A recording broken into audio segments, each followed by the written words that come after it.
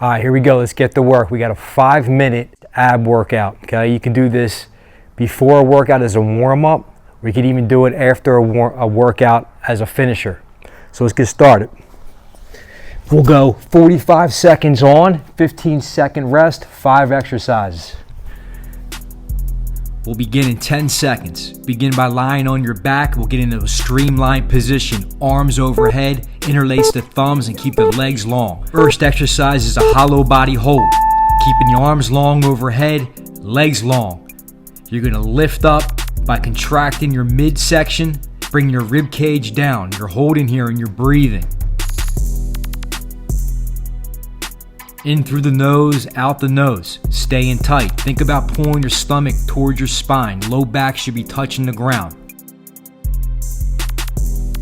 Halfway through, maybe check in. Lift your hands up a little more in your legs and contract through the midsection. Continue to breathe. Stay tight and strong. You got this. Coming on 10 seconds. Finish. Good, now you'll rest for 10 seconds. Keep your arms overhead. Focus on your breathing as you recover here for the next 10 seconds. Next up, we got a hollow body hold with a pulse. So now we'll go back in that same position. Starting now, we got 45 seconds, hollow body pulse. So now you're in that same position. Now we're just gonna pulse. You're gonna raise up the arms and the legs at the same time and contract through the midsection. As you come up, hold for a brief second and come all the way down, but you're still hovering the feet and the arms. Shoulder blades come off the ground slightly. So we're not counting reps here, we're just going for time. Nice and controlled. We're not going for speed here. The core doesn't understand reps. It understands time under tension, and that's what we got here, 45 seconds. Finishing up right here. Good, now you're gonna relax and breathe. Next exercise will be an alternating jackknife with a crossover reach. Coming in 5 seconds. So you're gonna stay long in that streamlined position. Now we're gonna lift the leg and arm to meet in the middle. Crossover, reach, and tap the toes. As you come up, you're gonna breathe out, contract the core, and then really reach overhead in the starting position to lengthen back out and really place a stretch on the core. You can rest the feet on the ground. There we go, keep repping them out. Up and tap.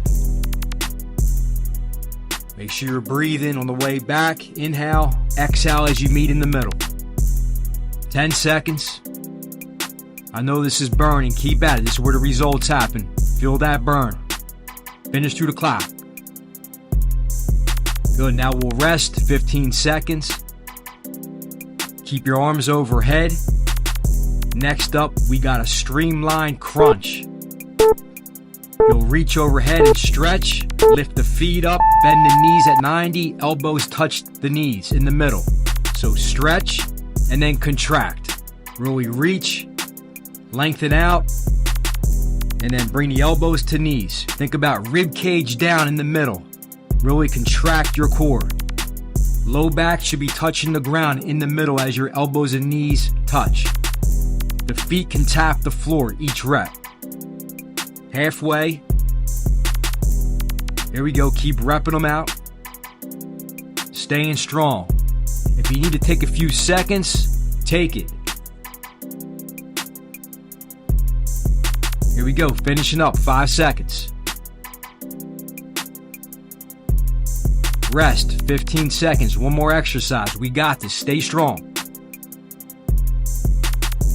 Next up, we got bicycle crunches. Begin it with knees at 90 degrees, fingers touching the side of the head. You're not cranking on your neck here, just tapping the side of your head with your hands. You'll cross over, elbow to knee, and pause. So one knee is bent at 90 degrees, the other leg is nice and long, hovering over the ground 6 inches.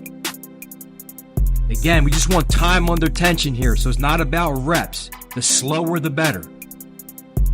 Finish strong. 22 seconds left. Nice and smooth.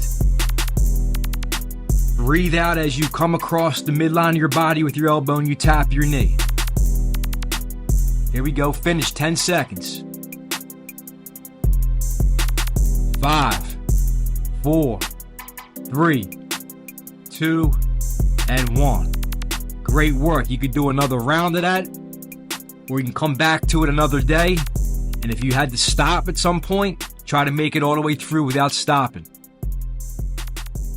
Let's work.